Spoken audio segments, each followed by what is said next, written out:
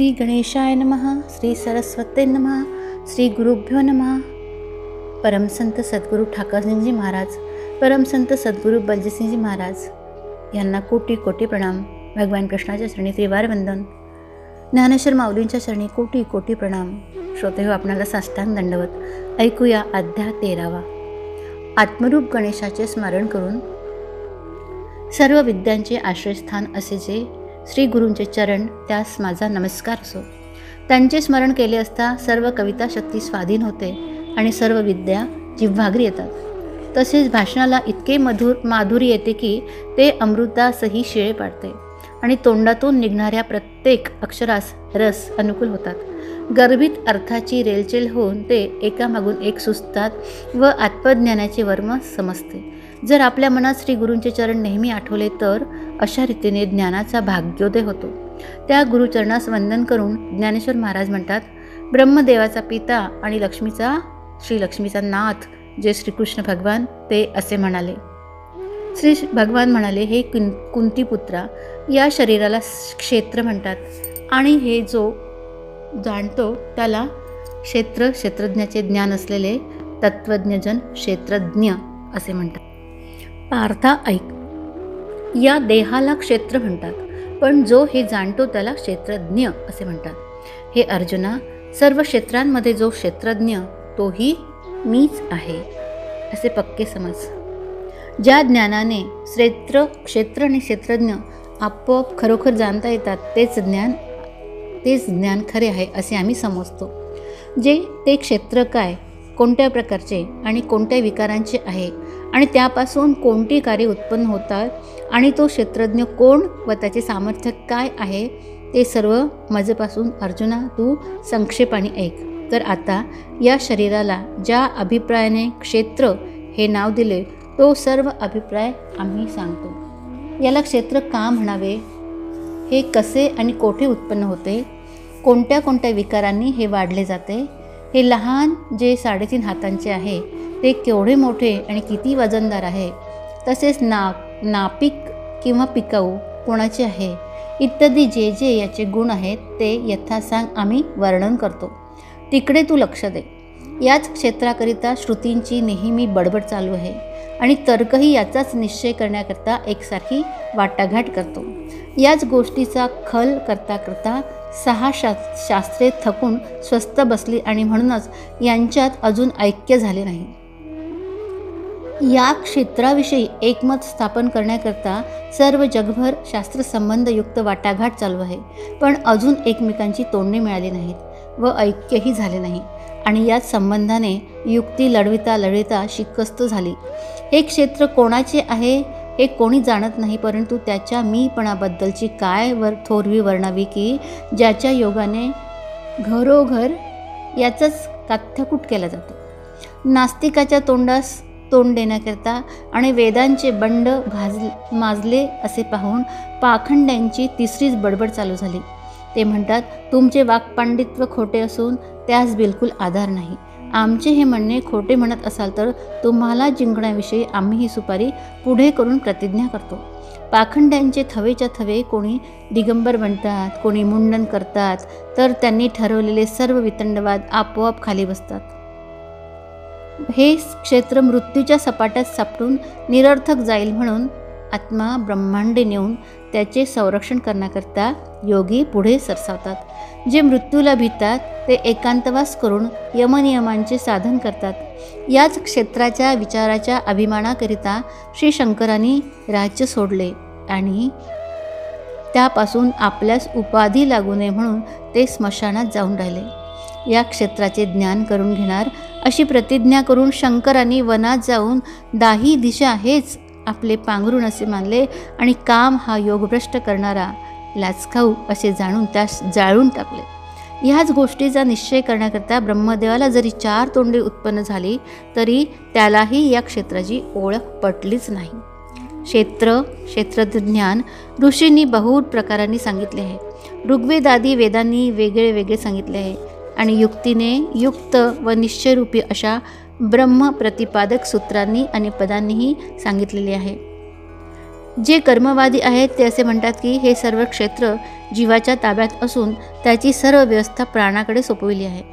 ज्या प्राणाच्या घरी त्याचे 4 भाऊ अपान, व्यान, समान आणि उदान हे अंग मेहनतीने झटतात व त्यांच्यावर मनासारखा देखरेख करणारा कुळवाडी आहे, त्या जीवाजवळ 5 ज्ञानेंद्रिये आणि 5 कर्मेंद्रिये मिळून 10 इंद्रियरूप बैलांची जोडी असून तो रात्रंदिवस काही न म्हणता मेहनत करून घेऊन विषयरूप क्षेत्रात राबतो. सर्व कर्तव्याची वाफ चुकवून म्हणजे विहित कर्माचरणाची संधी दवडून आणि अन्यायाचे बीज पेरून त्याला वाईट कर्माचे खत घालतो. त्या योगाने बीजाप्रमाणे अनन्वित पापे पिकून मग कोट्याविधी जन्मापर्यंत जीव दुःखी भोगतो. किंवा विहित कर्माचरण रूपी वाफ साधून सत्क्रियेचे बीज पेरल्यास कोट्यावधी जन्मपर्यंत सुखच भोगतो. पण सांख्यमतवाद्यांचे असे म्हणणे नसून ते म्हणतात की क्षेत्र हे जीवाच्या स्वाधीन नाही, ते कोणाच्या स्वाधीन आहे हे सर्व आम्हास पुसे. अहो, जीव हा उपरा वाटसरू असून वाट चालत असताना क्षेत्रात नुसती वस्ती करतो आणि प्राण हा बलुतेदार असल्यामुळे तो जागा राहून क्षेत्राचे संपूर्ण संरक्षण करतो. ज्या अनादिसिद्ध प्रकृतीची सांख्यमतवादी स्तुती करतात त्या प्रकृतीची या क्षेत्राच्या ठिकाणी वृत्ती आहे असे समजा आणि त्या प्रकृतीच्या घरचा सर्व जमाव असल्यामुळे क्षेत्राची सर्व वहिवाट ती घरी करते. त्या क्षेत्राची मूळ लागवड करणारे या सृष्टीत जे मुख्य 3 गुण ते तिच्या पोटी उत्पन्न झाले आहे. रजगुण हा पेरणी करतो, सत्वगुण हा राखतो आणि मग एकटा तमोगुण सर्व पीक गोळा करतो. नंतर महत्त्वाचे खळे करून कालनामक जबरदस्त पोळा करून ती मळणी घालते. मग अव्यक्तरूपी आयतीच संध्याकाळ होते. इतक्यात बुद्धिमान संकल्पवाद्यांना हे बोलणे न रुचून ते म्हणाले की या तुमच्या कल्पना अगदी अलीकडच्या आहेत. अहो, ब्रह्मापुढे प्रकृतीची काय बाब. या क्षेत्राची हकीकत आम्ही सांगतो ती ऐका तर खरी. लयरूपी पलंगावरील शून्यरूपी बिछाणावर बलवान संकल्प निजला होता. लयरूपी पलंगावरील शून्यरूपी बिछाणावर बलवान संकल्प निजला होता. तो अकस्मात जागा झाला आणि तो आपल्या व्यापारात नेहमी तत्पर होता म्हणून त्याला त्याच्या इच्छेनुरूप ठेवा मिळाला आणि त्या संकल्पाच्या निर्गुण स्वरूपाची त्रिभुवना एवढी बाग त्याच्या खटपटीने रूपाला आली. नंतर निरनिराळी पंचमहाभूते एकत्र करून भूतग्रामांचे जारज, श्वेतज, अंडज आणि उद्विज असे 4 घाट त्याने रचले. नंतर प्रथम पंचमहाभूतांचे निरनिराळे पोटभेद करून बांधे तयार केले. त्या घाटांच्या दोन्ही बाजूस कर्म आणि अकर्म यांच्या ताली घातल्या आणि त्यामधील नापिक जमिनीची म्हणजे पशुपक्षादिक हिराने बनविली. नंतर त्या संकल्पाच्या योगाने जन्ममृत्यूच्या एरझाऱ्या करण्याकरता सोपी आणि कधी बंद न पडणारी अशी वाट तयार केली. सोपी आणि कधीही बंद न पडणारी वाट तयार केली. मग संकल्पाने अहंकाराबरोबर ऐक्य करून बुद्धीकडून तो चराचरांची वहिवाट करू लागला. याप्रमाणे चिदाकाशात संकल्पाची दाटी वाढल्यामुळे प्रपंचाला तो मूळ कारण झाला. याप्रमाणे संकल्पवाद्यांची मुक्ताफळे ऐकून त्या ठिकाणी जे दुसरे स्वभाववादी होते ते पुढे होऊन म्हणाले की आपण फार विद्वान आहात तरी आपले मत आपल्याजवळच ठेवा. परब्रह्माच्या गावात जर संकल्पाची बिऱ्हाड आहे असे मानावायचे तर मग त्यापासून उत्पन्न होणाऱ्या प्रकृतीला का मानू नये. परंतु तुम्ही म्हणता अशी गोष्ट नाही आहे. तुम्ही संकल्पाचा नाद टाकून द्या. हे काय प्रकरण आहे हे अस्मादिक सांगतील.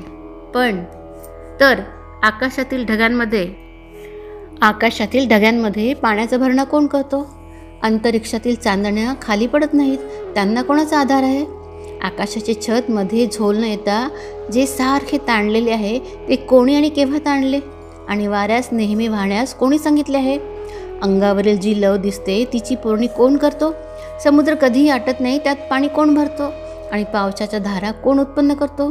या गोष्टीप्रमाणे क्षेत्र हे स्वभावसिद्ध असून याचा कोणीही वतनदार नाही. जो यात खपेल त्यास हे फलद्रूप होईल व खपणार नाही त्यास फलद्रूप होणार नाही. इतक्यात दुसरे एक कालवादी रागवून म्हणाले की तुम्ही म्हणता हे जर खरे आहे तर या क्षेत्रावर कालाची सत्ता का आहे? तथापि त्या कालाचा अनिवार्य सपाटा आहे हे जाणूनही जे अभिमानी आहेत त्यास न जुमानता आपल्याच मताचे समर्थन करतात. सिंहाच्या दरीप्रमाणे मृत्यू हा भयंकर आहे असे समजून जर तुम्ही या क्षेत्राबद्दल व्यर्थ बडबड केली तर ती काय पुरी पडणार आहे?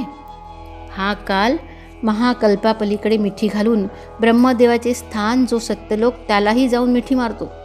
स्वर्गाच्या अरण्यात शिरून अष्टलोकपाल नित्य नवे करतो आणि 8 दिवसांच्या 8 ऐरावतांचा संहार करतो. याच्या अंगवायूने जीवरूप मृग जन्ममृत्यूच्या खळग्यात पडून निर्जीव होऊन भ्रमण करतात. या कालाने हाताचा पंजा केवढा मोठा पसरला आहे तो पहा की जगदाकार रूपी जो हत्ती तो याने आपल्या तळहातावर धारण केला आहे. म्हणून काळाची सत्ता आहे असे म्हणतात. हीच गोष्ट खरी आहे. याप्रमाणे अर्जुना या क्षेत्राबद्दल अनेक मतभेद आहेत. अशी पुष्कळ भवती न भवती नैमिषारण्याची ठिकाणी ऋषींनी केली. याबद्दल आपल्यास पुराणांचा आधार आहे.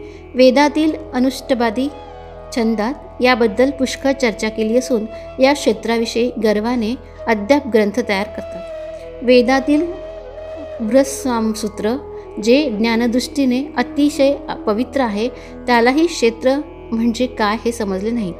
आणखी पुष्कळ दूरदर्शी महाकवी या क्षेत्राबद्दल वादविवाद करून थकले. परंतु हे एवढे बिकट आहे की हे खरोखर कोणाचे आहे हे सांगताच येत नाही आणि कोणाच्याही स्वाधीन होत नाही. तर आता क्षेत्र म्हणजे काय याविषयी विचार तुला मी सांगतो. पंचमहाभूते, अहंकार, बुद्धी, महतत्व आणि 10 इंद्रिये, मन आणि श्रोत्रादिक ज्ञानेंद्रियाचे 5 विषय आणि कर्मेंद्रियाचे 5 विषय, इच्छा, द्वेष, सुख, दुःख, संघात म्हणजे समुदाय, चेतना व धैर्य, एतद्विकारयुक्त असे हे शरीर संक्षेपाने मी तुला सांगितले. तर पंचमहाभूते, अहंकार, बुद्धी, प्रकृती, पंचज्ञानेंद्रिय आणि कर्मेंद्रिय मिळून 10 इंद्रिये, एक मन, ज्ञानेंद्रियाचे 5, कर्मेंद्रियाचे 5 असे 10 विषय, सुख, दुःख, द्वेष, संघात, इच्छा, चेतना म्हणजे आत्मसत्ता आणि धृती याप्रमाणे या क्षेत्राची 36 तत्वे आहेत ती तुला सर्व सांगितली. आता महाभूते कोणती, विषय कोणते, इंद्रिये कोणती हे प्रत्येकाचे वर्णन निरनिराळे करून तुला सांगतो बघ. हे पहा, पृथ्वी, आप, तेज, वायू आणि आकाश ही पंचमहाभूते आहेत असे समज. आणि जागृत अवस्थेत जसे स्वप्न गुप्त असते किंवा अमावस्येच्या दिवशी चंद्र जसा गुप्त असतो अथवा लहान बालकाच्या ठिकाणी तारुण्य जसे गुप्त असते किंवा फुलाची कळी उमलण्याच्या पूर्वी जसा तिचा सुगंध गुप्त असतो, किंबहुना अर्जुना लाकडात ज्याप्रमाणे अग्निगुप्त असतो त्याप्रमाणे मायेच्या पोटात जो गुप्त असतो, ज्याप्रमाणे हाडीज्वर हा कुपथ्याचे निमित्त होण्याची वाट पाहत असतो आणि ते झाल्यावर तो शरीराला अंतर्बाह्य व्यापून टाकतो, त्याचप्रमाणे पंचमहाभूतांची गाठ पडून ज्यावेळी देहाचा आकार बनतो त्यावेळी जो त्या देहाला चहूकडे नाचवतो त्यालाच अहंकार असे म्हणतात. या अहंकाराची अशी गंमत आहे की तो अज्ञानाच्या पाठीस न लागता सज्ञानाच्या पाठीस लागून त्याला नाना प्रकारच्या संकटात घालतो. यदुराज श्रीकृष्ण म्हणतात, अर्जुना ऐक, आता बुद्धी जिला म्हणतात ना ती या खुणांनी जाणावी. कामाचा जोर उत्पन्न झाल्यावर जी इंद्रियांच्या साह्याने विषयांचे समुदाय जिंकून आणते. कामाचा जोर उत्पन्न झाल्यावर जी इंद्रियांच्या साह्याने विषयांचे समुदाय जिंकून आणते. त्या सुखदुःखाच्या लुटीचा जेव्हा जीवास अनुभव घ्यावा लागतो तेव्हा सुख आणि दुःख यात जास्ती योग्यता कोणाची आहे हे जिच्या योगाने निवडता येते, जिच्या योगाने उच्च नीच हे समजते, लहान मोठे कळते आणि जिच्या दृष्टीने जीवांना विषय ओळखता येतात व जी ज्ञानतत्वाचे मूळ, जी सत्वगुणाची वाढती दशा आणि जी आत्मा व जीव या दोहोंच्या संधीत असते, अर्जुना ती बुद्धी आहे असे समज. आता अव्यक्ताची सर्व लक्षणे तुला सांगतो ती ऐक. हे महाबुद्धिमंता, सांख्याच्या मताने जिला प्रकृती हे नाव आहे तेच तू सध्या अव्यक्त असे समज. आणि पूर्वीच्या 7 योग अध्यायात सांख्य व योग या मतातील प्रकृतीचे 2 प्रकार पुष्कळ विस्ताराने जेथे वर्णिले आहेत त्यातील दुसरी जी जीवदिशा तिलाच हे वीरश्रेष्ठ अर्जुना अव्यक्त असे पर्यायाने म्हणतात. पहाट झाल्यावर ज्याप्रमाणे आकाशातील नक्षत्रे नाहीशी होतात अथवा अस्तमान झाल्यावर प्राणीमात्रांचे व्यापार बंद होतात अथवा अर्जुना देह नाहीसा झाल्यावर देहापासून वासनेपर्यंत सर्व विकार केलेल्या कर्मात गुप्त असतात. देह नाहीसा झाल्यावर देहापासून वासनेपर्यंत सर्व विकार केलेल्या कर्मात गुप्त असतात. किंवा बीजाच्या आकारात जसा वृक्ष अंतर्गत असतो अथवा तंतूच्या दशेत ज्याप्रमाणे वस्त्र अंतर्गत असते त्याचप्रमाणे महाभूते आणि भूतांचा समुदाय आपला स्थूल धर्म टाकून ज्या ठिकाणी सूक्ष्म होऊन अंतर्धान पावतात त्यालाच अर्जुना अव्यक्त असे समज. आता सर्व इंद्रियांचे भेद तुला सांगतो ते एक. कान, डोळे, त्वचा, नाक आणि जिव्हा ही 5 ज्ञानेंद्रिय आहेत. या 5 तत्वांचे ऐक्य झाले म्हणजे ह्यांच्याद्वारे बुद्धी ही सुखदुःखाचा विचार करते. वाचा, हात, पाय, गुद आणि शिन्य हे इंद्रियांचे आणखी 5 प्रकार आहेत. श्रीकृष्ण म्हणतात, अर्जुना ज्यांना कर्मेंद्रिय म्हणतात ती ही होत. प्राणाची जी स्त्री क्रियाशक्ती जी या शरीरात वास करते ती त्या 5 कर्मेंद्रियांच्या द्वाराने आत बाहेर जाण्या येण्याचा व्यापार करते. श्रीकृष्ण म्हणतात, याप्रमाणे पंचज्ञानेंद्रिय आणि पंचकर्मेंद्रिय अशी 10 इंद्रिय सांगितली. आता मन म्हणजे काय ते तुला स्पष्टपणे सांगतो, ऐक.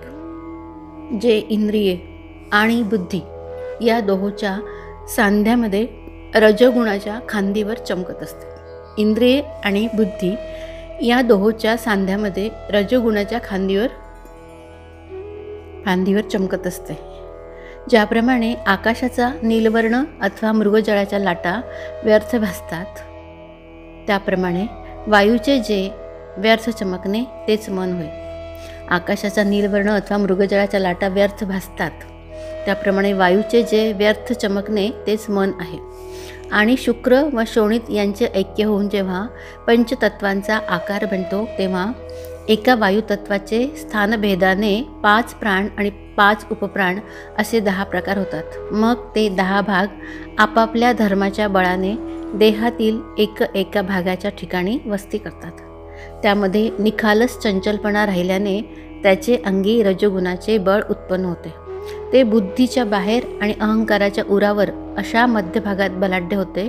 त्याला मन हे व्यर्थ नाव आहे. एरवी ते मूर्तिमंत कल्पनारूपच होय. ज्याच्या योगाने ब्रह्माला जीवदशा घ्यावी लागली, जे कोणतीही गोष्ट करण्यास मूळ कारण आहे, ज्याच्या योगाने वासना उत्पन्न होते व जे नेहमी अहंकाराशी स्पर्धा करते, ज्याच्या योगाने इच्छा वाढते, आशा प्रबल होते आणि ज्याच्या योगाने भय उत्पन्न होते, ज्याच्या योगाने द्वैतभाव उत्पन्न होतो व अज्ञान जोरावते, जे इंद्रियांना विषयांकडे वळवते, जे एका क्षणात सृष्टी उत्पन्न करते व लागलीच मोडूनही टाकते आणि मनोरथांच्या उतरंडी रचते आणि उतरते, जे भ्रमाचे कोठार आणि वायुतत्वाचा अर्क आहे व ज्याने बुद्धीचे द्वार झाकून टाकले आहे, म्हणजे बुद्धीचे ते काहीच चालू देत नाही, त्यालाच अर्जुना मन असे म्हणतात. हे निसंशय होय. आता विषयांच्या नावांचे जे भेद आहेत ते एक. शब्द, स्पर्श, रूप, रस आणि गंध हे 5 ज्ञानेंद्रियाचे 5 विषय आहेत. ज्याप्रमाणे जनावर हिरवा चाराकडे धाव घेते त्याप्रमाणे ह्या 5 ज्ञानेंद्रियांच्या द्वारांनी ज्ञान बाहेर धाव घेते. मग स्वर आणि वर्ण यांचा उच्चार, वस्तू घेणे टाकणे, चालणे, मलमूत्र विसर्जन करणे हे 5 कर्मेंद्रियाचे 5 विषय आहेत, ज्यांच्या आधाराने क्रिया बाहेर धाव घेते. असे हे ज्ञानेंद्रियांचे आणि कर्मेंद्रियांचे 10 विषय आहे या देहात आहेत. आता इच्छा म्हणजे काय ते सांगतो. पूर्वी ज्या पदार्थाचा उपभोग घेतला आहे त्याची आठवण होणे आणि कानावर शब्द पडल्याबरोबर जी प्रकाशित होणारी वृत्ती, इंद्रियांची व विषयांची गाठ पडताक्षणीच जी उत्पन्न होते आणि तेच विषय वारंवार उपभोगास मिळावे असे जिला वाटते, ज्या वृत्तीच्या उद्भवण्याने मन इकडे तिकडे धावू लागते आणि जिकडे जाऊ नये अशा ठिकाणी इंद्रिय तोंडे घालतात, ज्या वृत्तीच्या संगतीने बुद्धी वेडी होते आणि जिची विषयांवर आवड असते, त्या वृत्तीच्या इच्छा, त्या वृत्तीच्या वृत्तीला इच्छा असे म्हणतात. आणि इच्छा उत्पन्न होण्याबरोबर इंद्रियांना विषय उपभोगास मिळाले नाहीत तर त्यावेळी जी वृत्ती उत्पन्न होते तिला द्वेष असे म्हणतात. आता सुख हे या लक्षणांनी जाणावे की जे प्राप्त झाले असता इतर सर्व वस्तूंचा जीवाला विसर पडतो. जे काया वाचा आणि मन यांना आपली शपथ घालून देहाच्या आठवणीचा नाश करते. जे प्राप्त झाले असता प्राण लंगडा पडून सात्विक वृत्ती पूर्वीपेक्षा दुप्पट वाढते. सगळ्या इंद्रियांच्या वृत्तींना हृदयाच्या एकांतात थोपटून जे निद्रा घेण्यास लावते.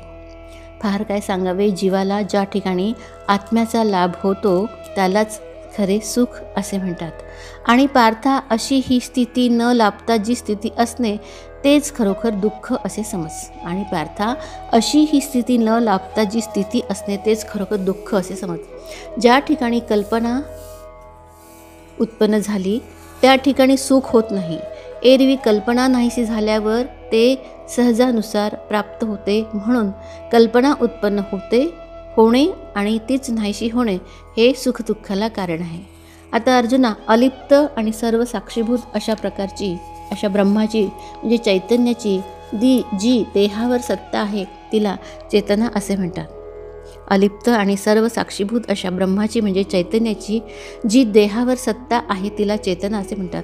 या शरीरात जी नखशिखांत नेहमी जागृत असते आणि जागृती, स्वप्न, सुषुप्ती या तिन्ही अवस्थांमध्ये जिच्यात बिलकुल फरक पडत नाही, जिच्या योगाने मन, बुद्धी इत्यादिकांना टवटवी असते आणि जी मायारूप वनाला नेहमी वसंत ऋतूप्रमाणे प्रफुल्लित ठेवते आणि जड व चेतन वस्तूत जिचा अंशरूपाने सारखा संचार असतो तिला चेतना असे म्हणतात. यात संशय नाही. हे पहा, राजा जसा आपल्या लवाजम्यास जाणत नसून त्याच्या फक्त आज्ञेनेच त्याची प्रजा परचक्रास जिंकते, किंवा चंद्राच्या योगाने जशी समुद्रास भरती येते, अथवा लोहचुंबकाच्या सानिध्याने जसा लोखंडास चंचलपणा येतो, किंवा सूर्याचा प्रकाश जसा सर्व जीवांकडून व्यापार घडवितो, अथवा स्तनास तोंड लावल्याशिवाय कासवी ज्याप्रमाणे केवळ नजरेनेच आपल्या पिलांचे पोषण करते त्याप्रमाणे अर्जुना हे नाव आहे. त्याचप्रमाणे अर्जुना, या शरीरात जी आत्म्याच्या संमतीने जड वस्तूला सजीवपणा आणते तिलाच बाबा रे चेतना हे नाव आहे. आता धैर्याचे भेद कोणते आहेत ते ऐक. पंचतत्वांचे एकमेकांशी जाती स्वभावावरून उघड वैर असते. पहा की पाणी हे पृथ्वीचा नाश करीत नाही का? पाण्याचे शोषण तेज करते, तेज वायूबरोबर झगडते आणि आकाश हे वायूस सहज भक्षून टाकते.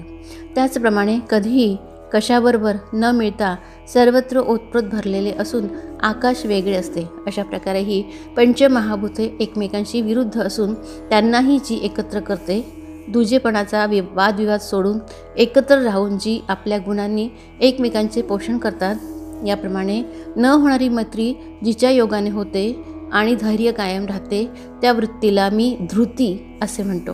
आणि हे पांडवा, जीवासह या 36 तत्वांचे जे ऐक्य होते यालाच संघात असे म्हणतात.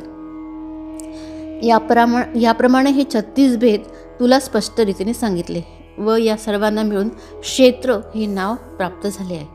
बा अर्जुना, रथाचे सर्व भाग मिळून जसे रथ हे नाव येते, किंवा पायापासून डोक्यापर्यंत सर्व अवयव मिळून देह हे नाव येते, अथवा हत्ती, घोडे, रथ आणि पायदळ या सर्वांना मिळून जसे चतुरंग सेना हे नाव येते, किंवा अक्षरांच्या समुदायाला वाक्य असे म्हणतात, मेघांच्या सर्व समुदायाला जसे आभाळ म्हणतात, किंवा सर्व लोकांच्या समुदायाला ज्याप्रमाणे जग असे म्हणतात, अथवा तेल, वात व ज्योती ही एकत्र मिळाली म्हणजे ज्याप्रमाणे तिला दिवा असलेले लोक म्हणतात, त्याचप्रमाणे ही 36 तत्वे जेव्हा एके ठिकाणी मिळतात तेव्हा त्या सर्वांना मिळून क्षेत्र म्हणतात. आणि सर्व प्राणी जगतात राहटून जी पापाची किंवा पुण्याची कमाई येथे करतात तेच पीक समजून यास आम्ही क्षेत्र म्हणजे शेत असे कौतुकाने म्हटले आहे. आणि कोणी या क्षेत्रास देह असे म्हणतात, पण ते असो, याला अनेक नावे आहेत. हे पहा, ब्रह्माच्या पलीकडे ब्रह्मदेवापासून स्थावर जंगमापर्यंत जेवढे काही निर्णय होते आणि लय पावते ते सर्व क्षेत्रच होय. परंतु देव, मनुष्य, सर्प असे निरनिराळे योनीत जे निर्माण होतात ते सत्व, रज आणि तम या गुणांची संगती घडल्यानेच उत्पन्न होतात. देव, मनुष्य, सर्प असे निरनिराळे योनीत जे निर्माण होतात ते सत्व, रज, तम या गुणांची संगती घडल्याने उत्पन्न होतात. अर्जुना, ह्या गुणांचा विचार पुढे सांगितला जाईल. सध्या तुला ज्ञानाचे स्वरूप काय आहे ते सांगतो. क्षेत्रांची एकंदर सर्व लक्षणे विकारांसह तुला सांगितली. तर यापुढे ज्यापासून मोक्षप्राप्ती होते त्या उदार ज्ञानाविषयी तुला सांगतो ते ऐक. ज्या ज्ञानाकरिता योगी लोक स्वर्गाचा आडमार्ग ओलांडून ब्रह्मरंध्र आकाश घेऊन टाकतात, रिद्धींची भीड धरीत नाही, सिद्धींची गरज बाळगीत नाही व कठीण असे जे योग साधन त्याची अवहेलना करतात, तपोरूपी किल्ले ओलांडून कोट्यावधी यज्ञ ओवाळून टाकून कर्मकांडरूपी वल्ली उपटून टाकतात, पुष्कळ प्रकारचे उपासना मार्ग स्वीकारून कोणी उघड्या अंगानेच वागतात, कोणी सुषुम्नेच्या गुप्त मार्गाने जातात, असे जे ज्ञान त्याच्या प्राप्तीकरता सर्व ऋषी उत्कट इच्छा मनात धारण करून वेदरूपी झाडाच्या पानांवर हिंडतात. हे पांडवा, गुरुची सेवा केली असता त्यापासून ज्ञानप्राप्ती होईल या बुद्धीने पुढील येणाऱ्या अनेक जन्मांची गुरुसेवेवरून ओवाळणी करतात. ज्या ज्ञानाची प्राप्ती झाली असता अज्ञान नाहीसे होते व जीवाचे आणि आत्मेचे ऐक्य होते, जे ज्ञान इंद्रियास विषयांची इच्छा होऊ देत नाही, कर्माचे हाव मोडून टाकते आणि मनाची काळजी दूर करते, ज्या ज्ञानाचा लाभ झाला असता द्वैताचा अभाव होतो, ज्याच्या योगाने गर्वाचा मागमूस नाहीसा होतो, जे मायेला थारा देत नाही व ज्याच्या ठिकाणी आपपरभाव उरत नाही, जे संसाराला उपटून टाकते, संकल्परूपी चिखल धुवून टाकते आणि सर्व व्यापक परब्रह्माची भेट करून देते, जे प्राप्त झाले असता प्राण पांगळा होतो, म्हणजे इंद्रियांकडून विषय उपभोग मिळविण्याची त्याची हावच बंद होते आणि ज्याच्या सत्तेने सर्व जगतातील व्यापार चालत असतात आणि ज्याच्या प्रकाशाने बुद्धी प्रौढ होऊन जीव आनंदमय होतो, असे जे ज्ञान ते पवित्रपणाचा ठेवा आणि जे प्राप्त झाले असता विषयांनी विटळलेले मन निर्मळ होते. मी जीव आहे असा जो आत्म्याला क्षयरोग लागलेला असतो तो त्याच्या प्राप्तीने लय पावतो. ते ज्ञान निरूपण करण्यास अशक्य असूनही आम्ही समजावून सांगतो, तर ते ऐकून नीट समजून घे. बाकी ते डोळ्यासमोर दिसेल अशी वस्तू नाही. मग तेच ज्ञान ज्या वेळेस या शरीरात उत्पन्न होते त्यावेळी इंद्रियांच्या आचरणावरून दृष्टोपतीस येते. ज्याप्रमाणे झाडाच्या टवटवीतपणावरून वसंत ऋतू सुरू झाला हे समजते, त्याचप्रमाणे इंद्रियांच्या व्यापारांवरून ज्ञानप्राप्तीची लोकांस ओळख होते. अरे, झाडाला जमिनीत मुळाशी पाणी मिळाली म्हणजे फांद्यांच्या विस्तारावरही जशी त्याची टवटवी दिसते, अथवा कोंबाच्या कोवळेपणावरून जसा जमिनीत मृदूपणा दिसून येतो, किंवा कुलीन मनुष्याच्या वागण्याच्या पद्धतीवरून त्याचा थोरपणा दिसून येतो, अथवा आदरातिथ्यावरून जसा स्नेहभाव दृष्टीस पडतो, किंवा एखाद्याचे दर्शन होताच मनाला प्रशस्तपणा आल्यामुळे हा पुण्यपुरुष आहे हे जसे कळून येते, अथवा केळीत उत्पन्न झालेला कापूर जसा वासाने समजून येतो, किंवा तावदानात ठेवलेल्या दिव्याचा ज्याप्रमाणे बाहेर प्रकाश पडतो त्याप्रमाणे हृदयात ज्ञानप्राप्ती झाल्यावर जी शरीरावर त्याची लक्षणे दृष्टीस पडतात ती आता सांगतो, ती लक्ष देऊन उत्तम रीतीने ऐक. मानाची इच्छा नसणे, दांभिकपणा नसणे, अहिंसा, शांती, सरळपणा, आचार्योपासना, अंतर्बाह्य शुचिर्भूतपणा, स्थिरता आणि आत्मसंयम. कोणतेही विषय आपल्यास प्राप्त व्हावे अशी ज्याला आवडच नसते आणि लोकांनी संभवित म्हटले असता त्याला पराकाष्ठेचे ओझे वाटते, असलेले गुण वर्णन केले असता लोकांनी सन्मान केला असता, किंवा अंगाची योग्यता लोकांनी वर्णन केली असता कसा घाबराहतो म्हणशील तर व्याधाने आडवलेला हरिण, किंवा नदी पोहून पलीकडे जात असताना भोवऱ्यात सापडलेला मनुष्यच. अशा प्रकारे पार्था, लोकांनी सन्मान केला असता जो कष्टी होतो आणि आपल्याकडे मोठेपणा येऊ देत नाही. आपल्यास लोकांनी पूज्य मानलेले आपण न पाहावे, आपली कीर्ती आपल्या कानाने न ऐकावी व आपण अमुक आहो अशी लोकांना आठवणच न व्हावी, अशी ज्या पुरुषाची इच्छा असते त्या पुरुषाच्या ठिकाणी सत्काराची गोष्ट कशाला बोलावी व तो आदराला तरी कशी भेट देणार. कोणी त्यास नमस्कार केला असता त्याला ते मरण वाटते. बृहस्पतीसारखी सर्वज्ञता जरी अंगी असली तरी आपले महात्म्य लोकात वाढेल या भीतीने तो वेड्यासारखा वागतो. आपल्या अंगचे शहाणपण दाखवित नाही, आपला मोठेपणा सोडून देतो आणि मोठ्या प्रेमाने वेडेपणा स्वीकारतो. ज्याला कीर्तीचा कंटाळा असून प्रवृत्तीशास्त्रांवरील वादविवादांची हैगय करून स्वस्थपणे बसण्याचीच फार आवड असते. लोकांनी आपला अपमान करावा आणि आप्तवर्गांनी आपली चिंता करू नये अशी ज्याच्या मनात फार आवड असते. अंगात नम्रपणा पूर्ण भरलेला असून हीनपणा हे आपले भूषण अशा गोष्टी तो बहुत प्रकारे करतो. अंगात नम्रपणा पूर्ण भरलेला असून हीनपणा हे आपले भूषण अशा गोष्टी तो बहुत करून करतो. आपण जिवंत आहो किंवा नाही असे लोकास वाटण्याजोगे आपले वर्तन असावे अशी जो इच्छा करतो, हा आपल्या पायाने चालत आहे किंवा वाऱ्याने ढकलला जात आहे असे लोकास वाटावे असे जो इच्छितो, माझ्या अस्तित्वाचा लोप हो, माझे नाव रूप नाहीसे हो आणि प्राणीमात्राला माझ्यापासून भीती न वाटो असे ज्याचे देवापाशी नवस असतात, तो नित्य एकांतवास करतो व एखादी जागा निर्जन आहे असे ऐकल्याबरोबर आनंद पावतो. वायूच्या अनुरोधाने जो वागतो व आकाशाबरोबर ज्याला बोलणे आवडते आणि ज्याला झाडेच जीव की प्राण आहेत, किंबहुना ही सर्व लक्षणे ज्याच्या अंगात आहेत असे दृष्टीस पडेल, त्याला ज्ञान हस्तगत झाले असे तू समज. म्हणून अमानित्व जो मनुष्य अभिमान रहित आहे तो या लक्षणांनी ओळखावा. आता अदांभित्व ओळखण्याचे अभिप्राय सांगतो. तर अदांभित्व असे म्हणते की ज्याप्रमाणे कृपणाचे मन त्याचा जीव गेला तरी तो आपला पुरून ठेवलेला पैसा कोणालाही सांगावायचा नाही, त्याप्रमाणे अर्जुना आपल्या प्राणांवर येऊन बेतले तरी तो आपले सुकृत स्वमुखाने बोलून दाखवित नाही. ज्याप्रमाणे पान्हा चोरणारी गाय आपला पान्हा चोरते किंवा वेश्या आपले प्रौढवय लपवते, एखाद्या धनवान मनुष्याला अरण्यात चोरट्यांनी घातले असता तो ज्याप्रमाणे आपल्या श्रीमंतीचा डौल मारीत नाही किंवा कुलवधू आपले सर्वांग वस्त्रांनी आच्छादित करते अथवा धान्य पेरल्याबरोबर त्याच्यावर कुळव्याने माती ओढून शेतकरी ज्याप्रमाणे ते झाकून टाकतो, त्याप्रमाणे आपण केलेले दान आणि पुण्य जो कोणासही कळू देत नाही, आपल्या देहात सुशोभित करीत नाही, लोकात आर्जव करीत नाही आणि आपल्या दानधर्माविषयी आपणच टिमकी वाजवित नाही, तसेच लोकांवर उपकार केलेले बोलून दाखवित नाही, आपल्यास येत असलेल्या विद्येची प्रौढी मिरवत नाही आणि प्रतिष्ठेसाठी आपल्या विद्येचा विक्रयसुद्धा करीत नाही, आपल्या शरीराच्या उपभोगाकरता कृपणाप्रमाणे काही खर्च करीत नाही, बाकी धर्माची बाब आली म्हणजे थोडा फार न म्हणता हवा थोडा खर्च करतो, घरात पाहिले असता सर्व प्रकारे अडचण असून स्वतःचे शरीर पाहू गेले असता रोड असावायचे, परंतु दान करण्याची वेळ आली म्हणजे कल्पवृक्षालाही मागे हटवतो. फार काय सांगावे, स्वधर्माचे आचरण करण्यात जो गंभीर असून प्रसंग आला असता जो वादविवादात महाचतुर असतो, बाकी इतर बाबतीत पाहू लागले असता वेड्यासारखा दिसतो. केळीची रोपे जशी हलक्यानी पोकळ दिसतात परंतु त्यांना फळे आली म्हणजे रसाळ दिसतात, किंवा मेघ ज्याप्रमाणे दिसण्यात हलके असून सहज वाऱ्याने जातील असे दिसतात परंतु वर्षा होऊ लागला म्हणजे सर्वत्र जलमय करून टाकतात, त्याचप्रमाणे ज्याला पूर्ण पाहिले असता बुद्धीला समाधान वाटते, बाकी वर्णन करण्यासही तोच पुरुष योग्य आहे. हे असो, ही चिन्हे ज्याच्या अंगी दृष्टीस पडतात त्याच्या हाती ज्ञान आले असे समज. अदांभिकत्व ज्याला म्हणतात ते हेच होय. आता अहिंसेची लक्षणे सांगतोय ती एक. हे पहा, अहिंसेचे पुष्कळ प्रकारच्या मतवाद्यांनी आपापल्या मनाप्रमाणे वर्णन केले आहे.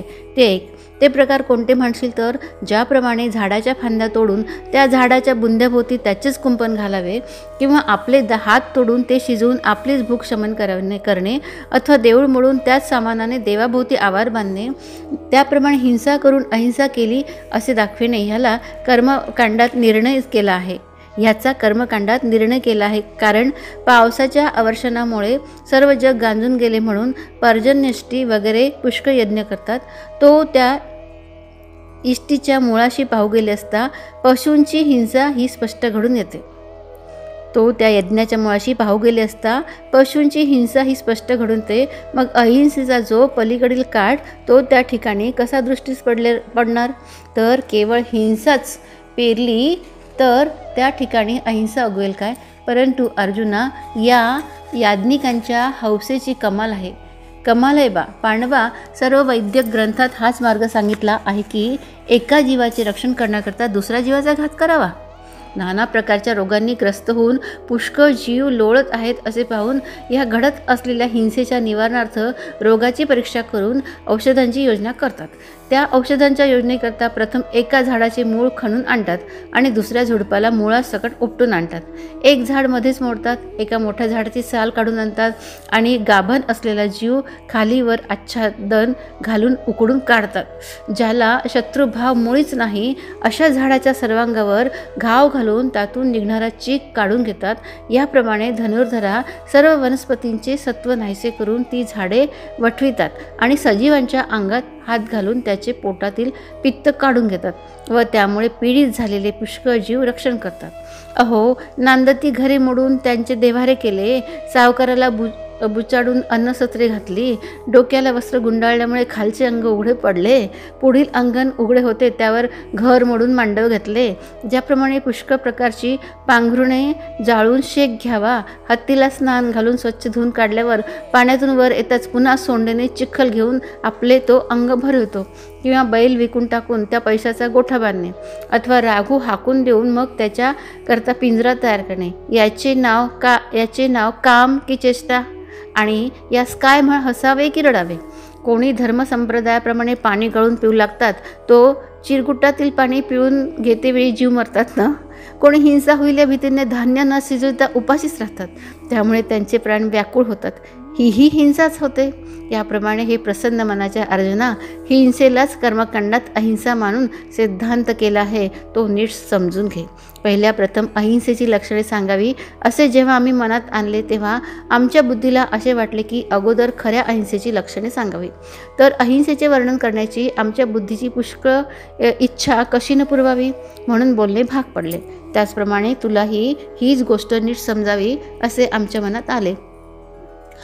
अर्जुना, मुख्यत्वे करून हाच हेतू मनात ठेवून आम्ही तुला अहिंसेची लक्षणे सांगितली. बाकी आडमार्गाने कोणी उगीच जाईल का? अर्जुना, आपले मत स्थापन करण्याकरता दुसऱ्याच्या मतांविषयी विचार करावा लागतो. याचप्रमाणे आपले मत स्पष्ट करण्याची ही रीत आहे. तर आता यापुढे आमचे जे मुख्य मत आहे ते ऐक. ते आमचे मत स्पष्ट सांगून अहिंसेची लक्षणे सांगू.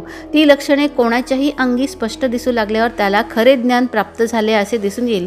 परंतु ती अहिंसा ज्याच्या मनात पूर्ण बांधली आहे ती त्याच्या शरीर रचनेवरून व आचरणावरून समजून येते. ज्याप्रमाणे सोने कसास लावले म्हणजे त्याचा दर लावता येतो, त्याचप्रमाणे ज्ञान आणि मन यांची भेट झाल्यावर अहिंसेचा मनावर ठसा उमटतो. अर्जुना, तो ठसा कसा उमटतो ते ऐक. पाण्याच्या लाटा न ओलांडता व पायाने त्या न तोडता हालू देत नाही, पण वेगाने हळूच आपले खाद्य जो मासा त्यावर नजर ठेवून बगळा ज्याप्रमाणे पाण्यावर चालतो किंवा आतील केसर मोडेल या भीतीने भुंगा कमळावर हळूच पाय ठेवतो, त्याप्रमाणे परमाणूत सुद्धा अतिसूक्ष्म जीव भरलेले आहेत असे जाणून ते न मरावे अशी मनात करुणा उत्पन्न होऊन तो जमिनीवर बेताने पावले ठेवून चालतो.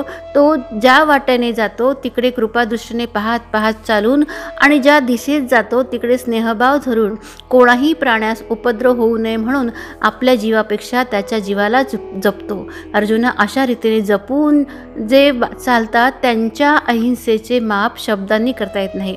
मायेच्या योगाने मांजरी आपल्या तोंडात पिलास धरते, त्यावेळेस ज्याप्रमाणे तिचे दात त्यास लागत नाही, किंवा ज्याप्रमाणे ममताळू आईची आपल्या मुलाच्या वाटेवर दृष्टी लागली असता त्या दृष्टीत प्रेम असते, अथवा कमळाच्या पानाने वारा घेऊ लागले असता ज्याप्रमाणे डोळ्याच्या बुबुळात समाधान होते, त्याचप्रमाणे तो जमिनीवर पाय हळूच टेकून चालतो आणि ते ज्या जीवांना लागतात त्यांना त्रास न होता जपून टाकल्यामुळे उलट सुखच होते. अर्जुना, याप्रमाणे तो हळू चालत असता जमिनीवर किडा किंवा मुंगी दृष्टीस पडली तर तो हळूच माघार फिरतो. जर आपण पाय आपटीत चाललो तर स्वामींच्या निद्रेचा भंग होईल व त्यांच्या प्रकृतीच्या स्वस्थपणास धक्का बसेल अशी दया मनात उत्पन्न होऊन तो कोणाच्याही प्राण्याचे उल्लंघन न करता माघारा फिरतो. जीवाचा नाश होईल म्हणून गवतावरही पाय देऊन जात नाही. मग एखादा प्राणी दृष्टीस पडून त्याला न जुमानता त्याची प्राणहानी होईल असे मनात न आणता तो वाट चालेल, ही गोष्ट त्याच्या हातून कशी घडेल? ज्याप्रमाणे मुंगीला मेरू पर्वत ओलांडून जाता येत नाही अथवा चिलटाला समुद्र तरून जाता येत नाही, त्याचप्रमाणे प्राण्याची गाठ पडली असता ज्याच्याने त्याचे उल्लंघन करवत नाही, अशी ज्याची वागणूक कृपारूप फळांनी फळास येऊन वाणीतही मूर्तिमंत दया दृष्टीस पडते. स्वतः श्वासोच्छ्वास टाकावायचा तोही शेजारच्या मनुष्यास त्रास न होईल अशा बेताने हळू टाकतो आणि त्याचे मुख पाहिले असता केवळ प्रेमाचे माहेरघरच असे दिसते. तसेच त्याचे दात माधुर्याला अंकुर फुटल्याप्रमाणे दिसतात. त्याच्या तोंडातून अक्षरे बाहेर पडण्याचे अगोदर तोंडावर स्नेहभाव दृष्टीस पडू लागतो व पोटात अगोदर दया उत्पन्न होऊन नंतर कृपेने भरलेले असे शब्द मनात आणले तर आपले बोलणे कोणास लागेल की काय अशी त्यास भीती वाटते. पोटात अगोदर दया उत्पन्न होऊन नंतर कृपेने भरलेले असे शब्द त्याचे बाहेर पडतात. तो होता होईपर्यंत कोणाशी बोलतच नाही. कदाचित त्याने बोलण्याचे मनात आणले तर आपले बोलणे कोणास लागेल की काय अशी त्यास भीती वाटते. बोलताना जर आपल्या तोंडातून कमी जास्त शब्द निघाले तर ते कोणाच्या वर्मी न लागावे आणि त्यापासून कोणाच्याही मनात शंका उत्पन्न होऊ नये.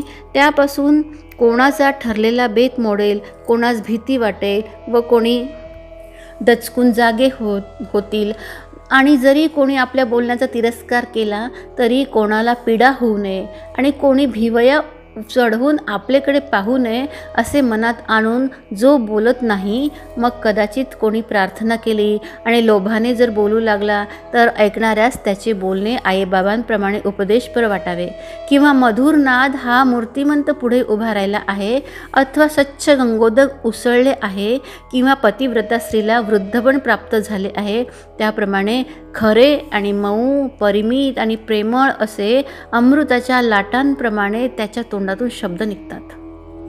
जे शब्द व्याजस्तुतीने भरलेले असते, ज्यापासून वाद उत्पन्न होतो आणि दुसऱ्यास त्रास उत्पन्न होतो, तसेच ज्यापासून निंदा आणि छळ होतो व जे दुसऱ्याच्या वर्मी लागतात आणि ज्यात अटी, अवसान, कपट, आशा, शंका, ठगबाजी ही भरलेली आहेत, असे शब्द जो आपल्या वाचनी बोलत नाही, त्याचप्रमाणे अर्जुना ज्याची दृष्टी स्थिर असून भिवया मोकळ्या असतात, म्हणजे ज्याच्या कपाळावर आठ्या दृष्टीस पडत नाही, कारण प्रत्येक प्राण्यात ब्रह्म भरलेले आहे, त्याला कदाचित त्रास होईल म्हणून जो बहुत करून कोणाकडेही पाहतही नाही, असे असताही एखाद्या वेळेस आतल्या कृपेच्या बळाने जर डोळे उघडून कोणाकडे पाहिल तर चंद्रबिंबातून निघणाऱ्या अमृताच्या धारा जरी कोणाच्या दृष्टीस पडत नाही तरी चकोर पक्षी चंद्राकडे एकसारखी टक लावून पाहू लागले म्हणजे त्यांचे अमृताने पोट भरते. त्याचप्रमाणे ज्या प्राण्याकडे तो आपल्या दृष्टीने पाहिल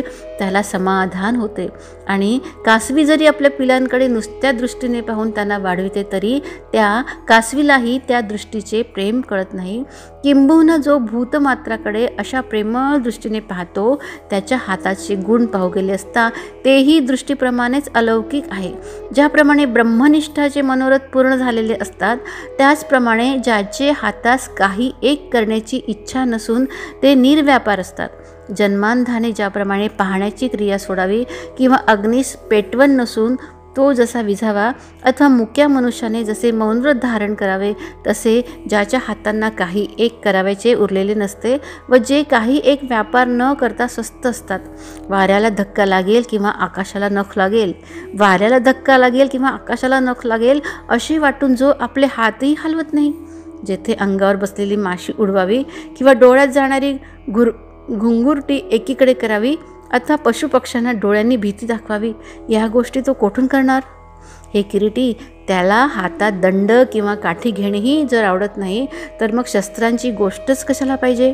हातात लेलेने कमळ घेऊन फिरवल्यास अथवा फुलांचा हार झेलल्यास ते गोफणीप्रमाणे एखाद्या जीवास लागून त्यास इजा होईल अशा समजुतीने हेही व्यापार जो हाताने करीत नाही, अंगावरील लवेस इजा होईल म्हणून जो अंगावरून हातही फिरवत नाही आणि बोटांची नखे काढली असता हिंसा होईल म्हणून जो ती वाढवतो, अगोदर कोणती गोष्ट हाताने करायची नाही, परंतु जर प्रसंग आलास तर हात जोडण्याशिवाय दुसरा अभ्यासच ज्याला ठाऊक नाही किंवा हाताने व्यापार केलास तर दुसऱ्या दुसऱ्यास हात उचलून अभयवचन देणे किंवा एखादा कोणी पडत असल्यास ज्यास हाताने सावरणे अथवा पीडित मनुष्याच्या अंगावरून हळूच हात फिरविणे ह्या गोष्टी मोठ्या संकटाने जो करतो, तथापि पीडित मनुष्याची चिंता तो दूर करतो, या त्याच्या करण्याने जो कृपेचा पाझर सुटतो तसा चंद्रकिरणांनाही सुटणे कठीण आहे. त्याच्या हातांचा स्पर्श होता क्षणीच मलय पर्वतावरील वाराही पीडित मनुष्यास कठीण वाटतो आणि अशाच मृदू हाताने तो पशुसही कुरवाळतो. जे हात नेहमी मोकळे असतात आणि चंदनाचे झाडाचा कोणताही भाग थंडगार असतो आणि त्याला फळे न येताही तो निष्फळ आहे असे कोणास वाटत नाही. आता हे वाक पांडित्य राहते.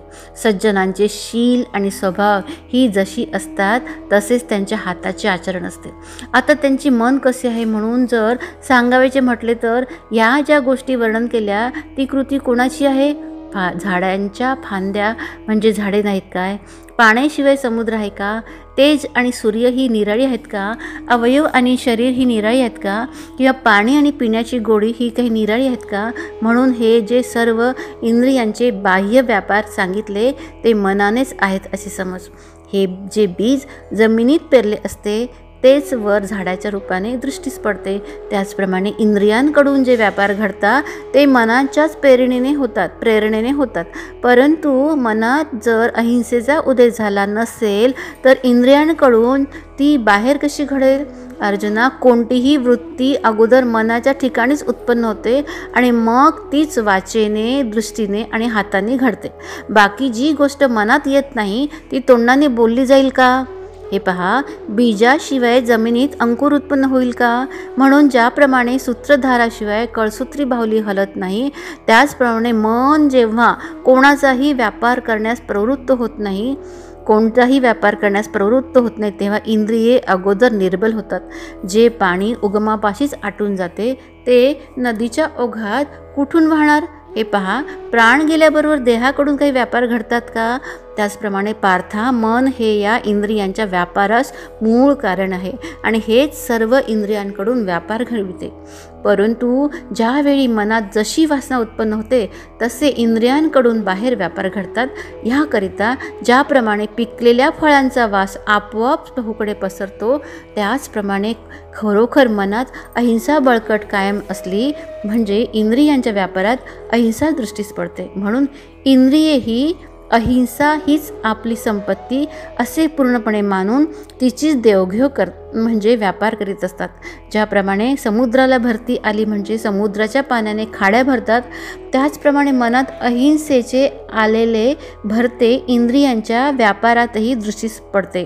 फार काय सांगावे, पण तो जी ज्याप्रमाणे लहान मुलाचा हात धरून त्याकडून सुरेख अक्षरे लिहवतो त्याचप्रमाणे आपले ठिकाणी पूर्णत्वास आलेली दया हस्तपादादी इंद्रियांचे ठिकाणी आणून मग हे त्या ठिकाणी अहिंसा उत्पन्न करविते, म्हणजे त्या इंद्रियांकडून अहिंसेचे आचरण करविते.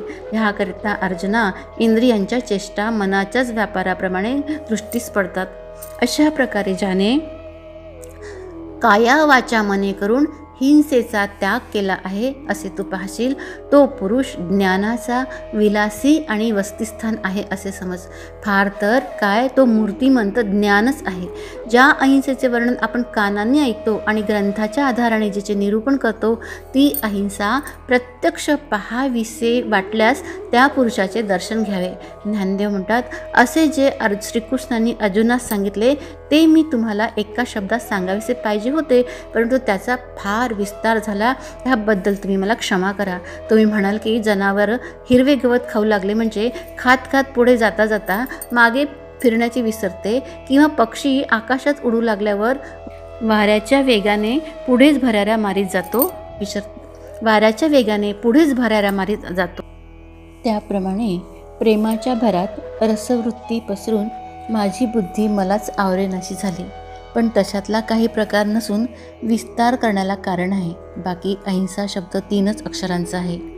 पाहू गेले तर अहिंसेचे वर्णन थोडक्यात करता येईल, परंतु ज्या वेळेस हिंसेलाच अहिंसा म्हणणाऱ्या बहुमतांचे खंडन करावे तेव्हाच ती स्पष्ट करता येईल.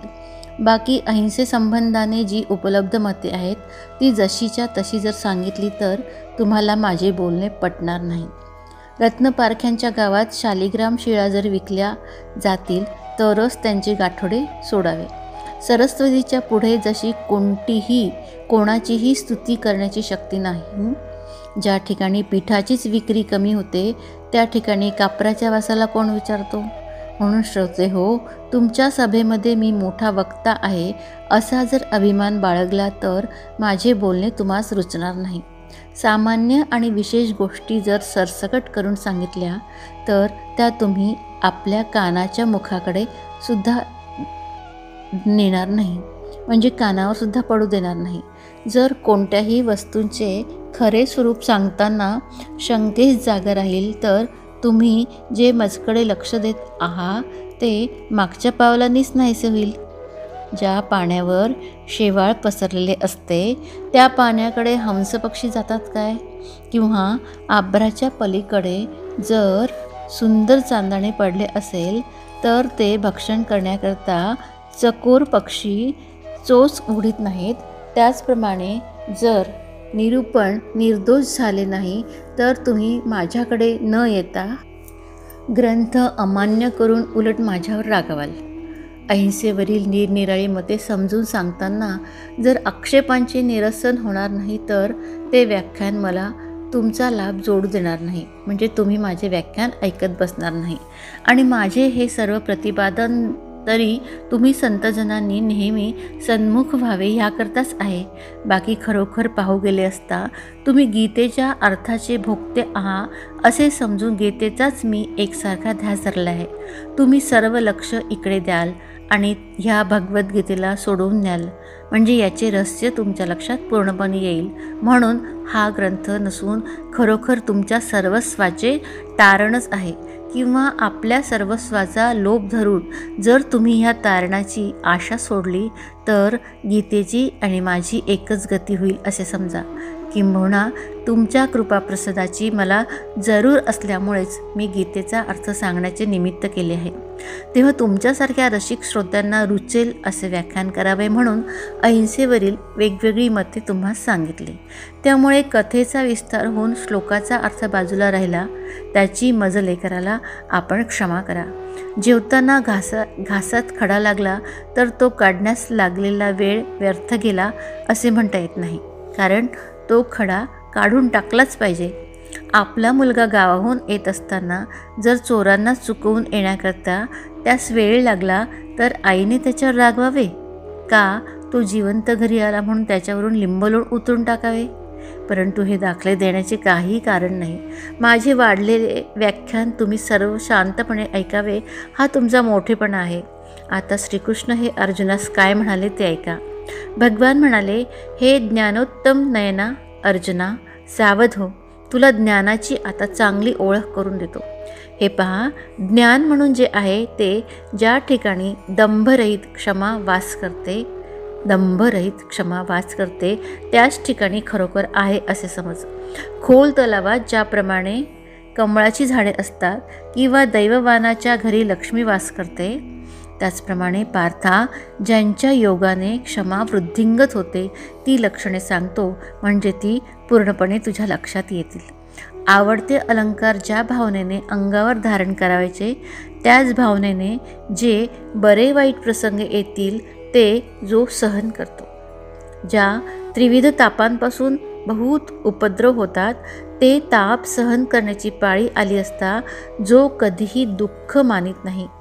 अपेक्षित वस्तू प्राप्त झाली असता तिच्यापासून जसा संतोष होतो तसाच संतोष अनिष्ट प्राप्ती झाली असताही जो मानतो, जो मान अपमान सहन करतो, सुखदुःखांनाही जागा देतो आणि निंदेने किंवा स्तुतीने मनाची समता भंगू देत नाही, जो उन्हाच्या तापाने तप्त होत नाही आणि थंडीने कापत नाही आणि कसलाही प्रसंग आला असता भीतसुद्धा नाही. मेरू पर्वताला जसा आपल्या शिखरांचा भार होत नाही किंवा यज्ञवराह जसा दंताग्री धारण केलेली पृथ्वी जड आहे असे म्हणत नाही, त्याचप्रमाणे स्थावर जंगम भूतांची ज्याप्रमाणे पृथ्वीला दाटी होत नाही त्याप्रमाणे अनेक प्रकारची सुखदुःखे प्राप्त झाली तरी तो कष्टी होत नाही. पाण्याचे लोटच्या लोट घेऊन जरी नदी आणि नद हे आले तरी ज्याप्रमाणे समुद्र त्यांना आपल्या पोटात घेतो, त्याचप्रमाणे ज्याला सहन न होणारी अशी कोणतीही वस्तू नसून आपण सर्व गोष्टी सहन करतो याची आठवणही ज्याला नसते. देहाला ज्या ज्या गोष्टी प्राप्त होतात त्या सर्व आपणच आहो म्हणून आपण सर्व गोष्टी सहन करतो असा ज्याला अभिमान उत्पन्न होत नाही, अशी अभिमानरहित क्षमा ज्या पुरुषापाशी वास करते त्या पुरुषाच्या योगे अर्जुना उलट ज्ञानासही मोठेपणा येतो. हे पांडवा, असा जो पुरुष तो ज्ञानाचा खरोखर जिव्हाळाच होय. आता आर्जव म्हणजे सरळपणा याविषयीचे वर्णन करतो ते ऐक. वाटेल त्या उद्देशाने जरी मनुष्याने काहीही आचरण केले तरी ज्याप्रमाणे त्याला प्राण अनुकूल असतो त्याचप्रमाणे सर्व गोष्टीला अनुकूल असणे याचेच नाव आर्जव आहे.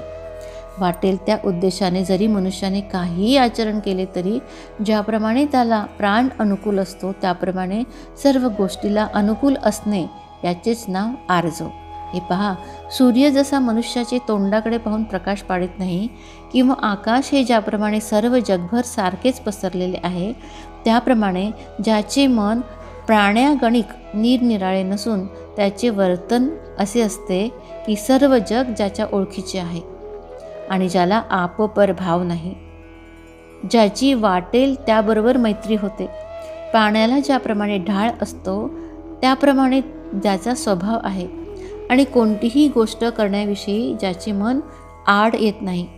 वाऱ्याच्या वेगाप्रमाणे ज्याचे मनाचा सरळपणा आहे आणि ज्याला शंका व इच्छा मुळीच नाही. ज्याप्रमाणे आईचे मांडीवर बसण्यास मुलाला शंका येत नाही त्याप्रमाणे जो दुसऱ्यास मत देण्याविषयी विचार करीत बसत नाही. हे धनुर्धरा, फुललेल्या कमलात ज्याप्रमाणे आपला सुवास दाबून ठेवता येत नाही त्याप्रमाणे आत एक आणि बाहेर एक असे विचार ज्याचे मनात मुळीच नाही.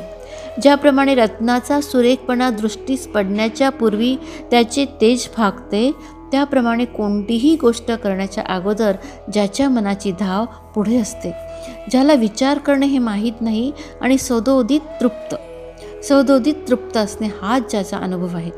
अमुक गोष्ट करायची आणि अमुक गोष्ट करायची नाही असा ज्याच्या अंतःकरणात विचार नसतो, ज्याची कपटदृष्टी नाही, ज्याचे बोलणे संदिग्ध नाही आणि जो कोणाबरोबरही वाईट बुद्धीने वागत नाही, ज्याची 10 इंद्रिये आणि पंचप्राण सदा सर्वदा निष्कपट बुद्धीने वर्तन करीत असतात.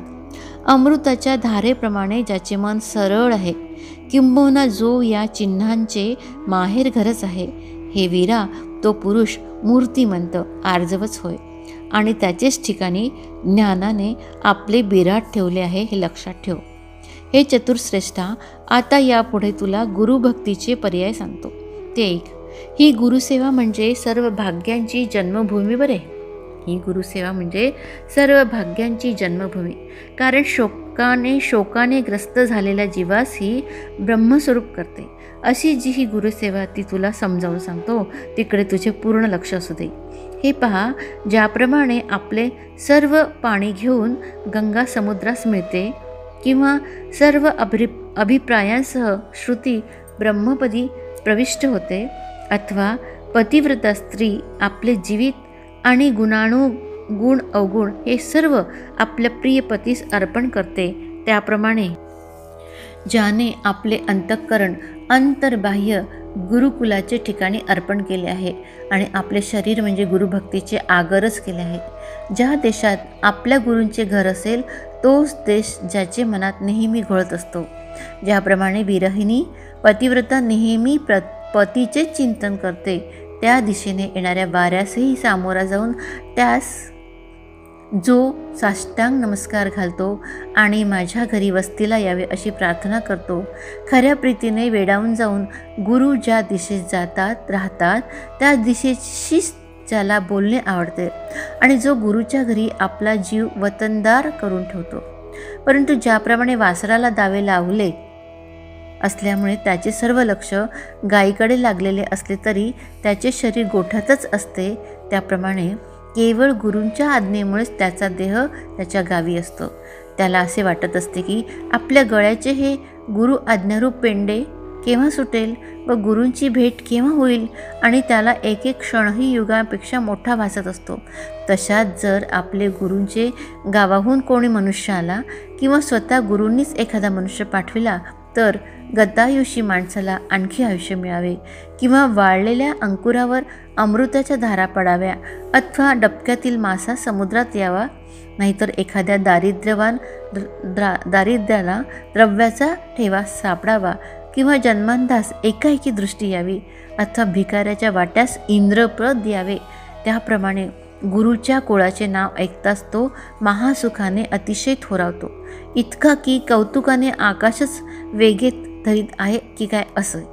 हे बघ, गुरुकुलाच्या ठिकाणी ज्याची अशी प्रीती असलेली तुझ्या नजरेस येईल त्याच्याजवळ ज्ञान हे सेवा करीत राहिलेले असते असे समज, आणि अंतःकरणात अत्यंत प्रेमयुक्त होऊन श्री गुरूंच्या मूर्तीची जी ध्यानोपासना करतो, शुद्ध हृदय हेच देवळाच्या तटाच्या भोवतालचे आवार, आणि आपले जे आराध्य दैवत श्री गुरु त्यांची त्या आवारात स्थापना करून मग आपल्या भावनेने आपणच पूजा साहित्य बनतो, अथवा ज्ञानरूपी तटात आनंदरूप देऊळ बनवून त्यात श्री गुरुरूप शिवलिंगाची स्थापना करून त्याच्यावर ध्यानरूपी अमृताने अभिषेक करतो.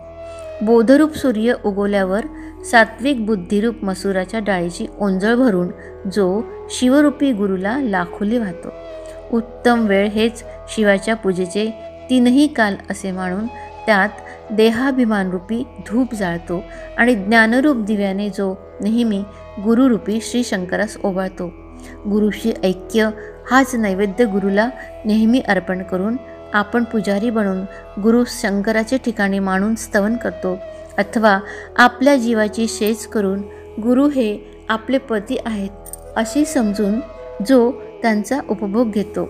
आणि अशा प्रकारे प्रेमाच्या योगाने जो आपल्या बुद्धीत अशी कौतुके धारण करतो.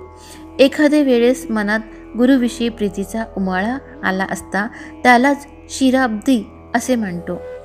त्या ठिकाणी गुरुध्यानापासून होणाऱ्या बहुसुखरूप शेषसय्येवर गुरु हे भगवान विष्णूच निजलेले आहेत असे म्हणतो. मग पाय रगडणारी जी लक्ष्मी ती आपणच होतो, आणि गरुडही आपणच होऊन पुढे हात जोडून उभा राहतो. नाभीपासून उत्पन्न होणारा जो ब्रह्मदेव तोही आपणच होऊन गुरुमूर्तीच्या प्रेमाने आपल्या मनात ध्यानसुखाचा अनुभव घेतो. एखाद्या वेळेस भक्तीच्या प्रेमाने गुरुला आई असे कल्पून स्तनपानापासून होणाऱ्या सुखाचा अनुभव घेत तिच्या अंकावर लोळतो, किंवा अर्जुना ज्ञानरूप वृक्षाच्या खाली गुरु हीच कोणी गाय असे मानून आपण तिच्या पाठीस लागलेले वासरू बनतो. श्री गुरुच्या स्नेहरूप उदकात आपण मासुळी झालो आहो अशीच एखाद्या वेळी भावना करतो. गुरुकृपा हीच अमृताची वृष्टी, आणि आपण गुरुसेवा वृत्तीरूप रोप आहो असे निरनिराळे संकल्प त्याच्या मनात उत्पन्न होतात. त्याच्या आवडीचे अमर्यादपण कसे आहे ते पहा की डोळे आणि पंख याशिवायच आपण पिल्लू होतो. मग गुरुला पक्षिणी करून त्या पक्षिणीच्या चोचीवरील चारा आपण घेतो, आणि गुरु तारक आहे असे समजून आपण त्यांच्या कासेस लागतो. अशा प्रकारे ज्याप्रमाणे समुद्राला भरती आल्यावर लाटांपासून लाटा उत्पन्न होतात, त्याचप्रमाणे प्रेमाच्या बळाने गुरुध्यानापासून अनेक ध्याने उत्पन्न होतात. असे बहुत प्रकार किती सांगावे तुला. तर याप्रमाणे गुरूंची मूर्ती अंतर्यामी धारण करून तो ध्यानसुखाचा अनुभव घेतो. आता तो श्री गुरूंची बाह्य सेवा कशी करतो ते ऐक. तो मनात असा निश्चय करतो की मी गुरूंची इतकी उत्तम सेवा करेन की गुरूंनी संतोष पाहून मला काहीतरी माग असे म्हणावे.